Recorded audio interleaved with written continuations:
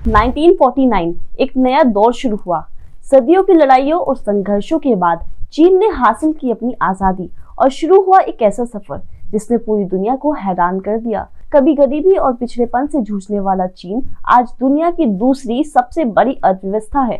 आखिर कैसे एक देश ने कुछ ही दशकों में खुद को इस मुकाम तक पहुंचाया? आज के इस वीडियो में हम जानेंगे आजादी के बाद चीन का विकास। –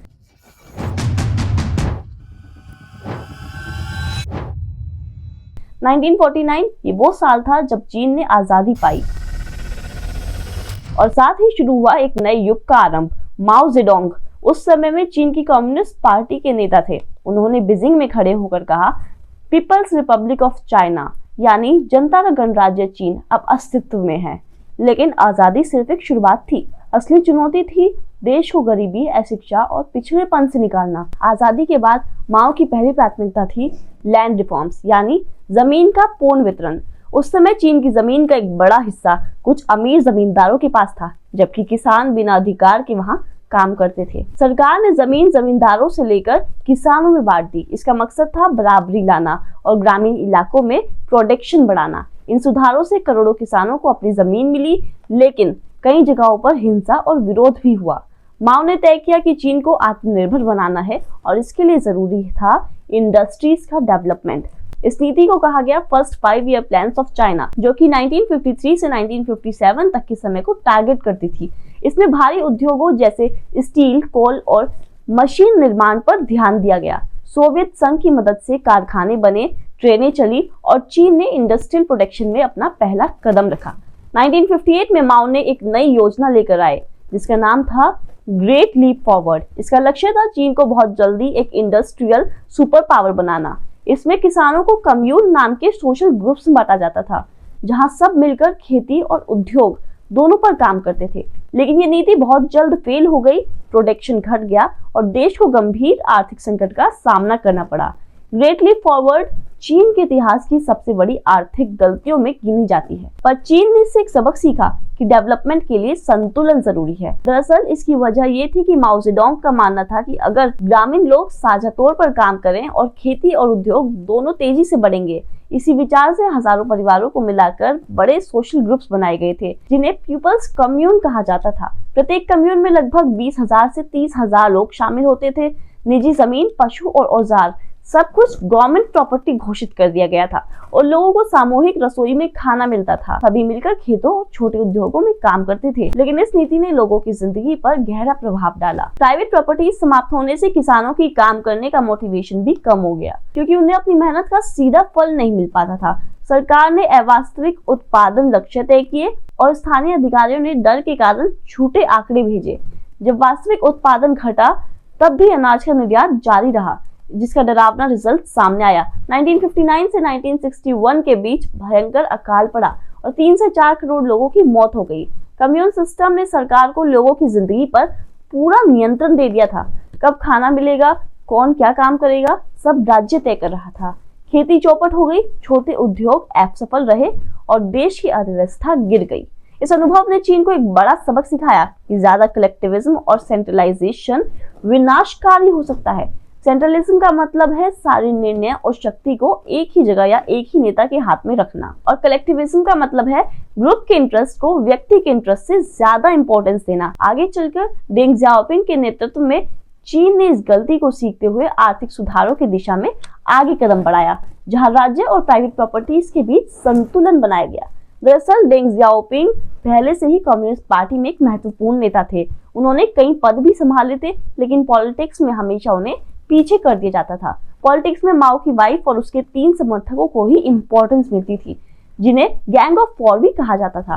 1976 वो साल था जब माओ की मृत्यु हुई और गैंग ऑफ फोर की गिरफ्तारी की गई, जिसके बाद डेंग जियाओपिंग के लिए सत्ता के दरवाजे खुल गए। 2 साल के अंदर उन्होंने धीरे धीरे पॉलिटिकल हाइट हासिल की और फाइनली 1978 में वो चाइना के सबसे बड़े लीडर बन गए। हालांकि उनका पद राष्ट्रपति या फिर प्रधानमंत्री का नहीं था, लेकिन वे चीन की नीतियों और निर्णयों को तय करने वाले सबसे प्रभावशाली नेता बन गए। उन्होंने महसूस किया कि अगर देश को मजबूत बनाना है तो अर्थव्यवस्था को खोलना पड़ेगा, इसलिए उन्होंने नए रिफॉर्म्स में ओपनिंग अप पॉलिसी की शुरुआत की। 1966 में माओ ने शुरू किया कल्चरल रिवॉल्यूशन, जिसका उद्देश्य था समाज से पुरानी सोच को मिटाना और नई समाजवादी संस्कृति को बढ़ावा देना। इसमें लाखों युवाओं को रेड गार्ड्स नाम के सोशल ग्रुप्स में संगठित किया गया। उन्होंने पुरानी किताबें, परंपराएं और संस्थाएं तोड़ दी ताकि एक नए चीन की नींव रखी जा सके। लेकिन इस क्रांति से शिक्षा, अर्थव्यवस्था और प्रशासन को बहुत नुकसान हुआ। कई इंटेलेक्चुअल्स और शिक्षक परेशान हुए क्योंकि अब वे क्या पढ़ाएं उन्हें ये समझ नहीं आ रहा था। ये दौर राजनीतिक अस्थिरता और सोशल डिस्टर्बेंस से भरा रहा। माओ के समय चीन पूरी तरह बंद था, फॉरेन ट्रेड्स और इन्वेस्टमेंट लगभग ना के बराबर था। लेकिन डेंग ने कहा, अगर हमें डेवलप होना है तो हमें दुनिया से सीखना होगा। उन्होंने ये भी कहा कि बिल्ली काली हो या सफेद फर्क नहीं पड़ता, बस उसे चूहा पकड़ना आना चाहिए। इसका मतलब था कि विचारधारा से ज्यादा जरूरी है उसका परिणाम। डेंग ने चीन के कुछ खास क्षेत्र बनाए जिन्हें कहा गया स्पेशल इकोनॉमिक जोन्स। इसमें सबसे ज्यादा फेमस है शेनजियान, जो उस समय एक छोटा सा मछुआरों का गांव था। यहाँ पर विदेशी कंपनियों को निवेश की अनुमति दी गई, टैक्स में उन्हें छूट दी गई और नियमों को सरल बनाया गया। कुछ ही वर्षों में शेनजियान एक ग्लोबल बिजनेस हब बन गया। ये मॉडल इतना सफल हुआ कि चीन ने इसे कई और शहरों में लागू कर दिया। पहले किसानों को अपनी जमीन सरकार को सौंपनी पड़ती थी और उन्हें तय मात्रा में ही प्रोडक्शन मिलता था। डेंग ने ये व्यवस्था बदल दी। किसानों को कहा गया कि वे अपनी जमीन पर स्वतंत्र रूप से खेती करें और जो चाहे फसल उगाएं। अब वे ज्यादा प्रोडक्शन को बाजार में बेच भी सकते हैं, यानी उन्हें प्रॉफिट कमाने का अधिकार मिल गया। नतीजा, फार्मिंग प्रोडक्शन में जबरदस्त बढ़ोतरी हुई और गांव में लोगों की आमदनी बढ़ने लगी। पहली बार चीन ने प्राइवेट बिजनेस को मान्यता दी। अब आम नागरिक भी अपनी छोटी कंपनी या दुकान खोल सकते थे। साथ ही विदेशी कंपनियों को चीन में निवेश करने की इजाजत दी गई। इससे चीन में लाखों नए रोजगार बने और देश की जीडीपी तेजी से बढ़ने लगी।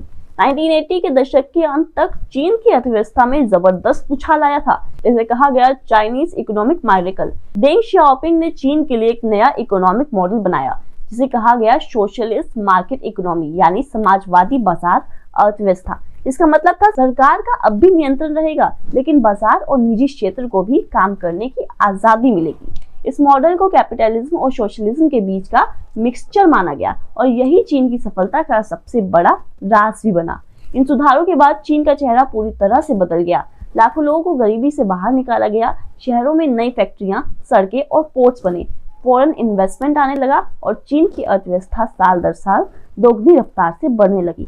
1990 के दशक तक चीन दुनिया के सबसे तेजी से बढ़ते देशों में शामिल हो गया था। 1978 से 1990 का ये दौर था ट्रांसफॉर्मेशन का युग, जहां चीन ने दुनिया को दिखा दिया कि सही नीतियों और डिटर्मिनेशन से किसी भी देश को गरीबी से समृद्धि तक लाया जा सकता है। 2000 की सेंचुरी की शुरुआत में लाखों लोग गांव से शहरों की ओर आने लगे। इसे कहा गया अर्बनाइजेशन।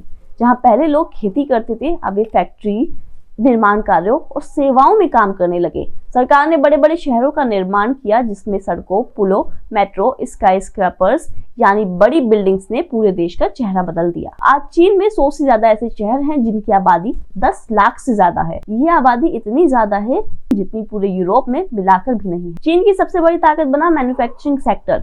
चीन ने इलेक्ट्रॉनिक्स, कपड़े, खिलौने, मशीनों और मोबाइल से लेकर लगभग हर चीज का प्रोडक्शन शुरू किया। चीप लेबर और फास्ट प्रोडक्शन से चीन को वर्ल्ड फैक्ट्री का नाम दिया गया, यानी वो देश जो पहले खुद दूसरों से चीजें खरीदता था अब पूरी दुनिया को सामान बेच रहा था। धीरे धीरे चीन ने ध्यान अपना टेक्नोलॉजी की ओर दिया। आज चीन सिर्फ सामान नहीं बेचता बल्कि कई टेक्नोलॉजी भी बेचने का काम करता है। चीन की बड़ी कंपनियां जैसे हवाई, जियोमी, अलीबाबा, टेंसेंट जैसी कंपनियां दुनिया की टॉप टेक कंपनियों में गिनी जाती हैं। चीन ने 5G नेटवर्क, आर्टिफिशियल इंटेलिजेंस और इलेक्ट्रिक वाहनों में भी बड़ी प्रगति की है। और यही नहीं, चीन ने अपना स्पेस प्रोग्राम शुरू किया।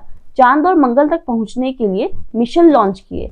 चीन ने सिर्फ उद्योगों और तकनीक तक नहीं बल्कि इंफ्रास्ट्रक्चर यानी भौतिक ढांचे पर भी जबरदस्त निवेश किया। आज चीन के पास दुनिया का सबसे बड़ा हाई स्पीड रेल नेटवर्क है, यानी ऐसी ट्रेनें जो 300 किलोमीटर प्रति घंटा से भी तेज चलती हैं। इसके अलावा विशाल पुल, सुपर हाईवे और आधुनिक बंदरगाह चीन की ताकत का प्रतीक बन गए हैं। अब चीन सिर्फ एक देश नहीं, एक ग्लोबल पावर बन चुका है। मेड इन चाइना हर जगह दिखाई देता है। अमेरिका से लेकर अफ्रीका तक चीन ने बेल्ट एंड रोड इनिशिएटिव नाम की योजना शुरू की, जिसका मकसद है दुनिया भर में रोड्स, रेलवेज और पोर्ट्स का नेटवर्क बनाना। इससे चीन का इकोनॉमिक और पॉलिटिकल इन्फ्लुएंस कई कॉन्टिनेंट्स तक फैल गया। लेकिन हर सफलता के साथ आती हैं चुनौतियां। चीन अब जिन समस्याओं से जूझ रहा है उसमें शामिल है pollution, inequality and ageing population. साथ ही पश्चिमी देशों के साथ व्यापार और राजनीति में तनाव भी बना हुआ है। लेकिन इन सब के बावजूद चीन की विकास गति अभी भी दुनिया के लिए प्रेरणा बनी हुई है। तो दोस्तों, 1949 में जिस चीन ने अपनी आजादी का सफर शुरू किया, वह आज एक वर्ल्ड पावर बन चुका है। संघर्ष से लेकर सुधार तक, सुधार से लेकर सुपर पावर बनने तक चीन की यात्रा साबित करती है कि विचार, मेहनत और कंसिस्टेंसी किसी भी राष्ट्र की किस्मत बदल सकती है। वहीं एक तरफ भारत है जो चीन से पहले आजाद होने के बावजूद पॉलिटिकल डिस्टर्बेंसेस के कारण उससे पीछे रह गया।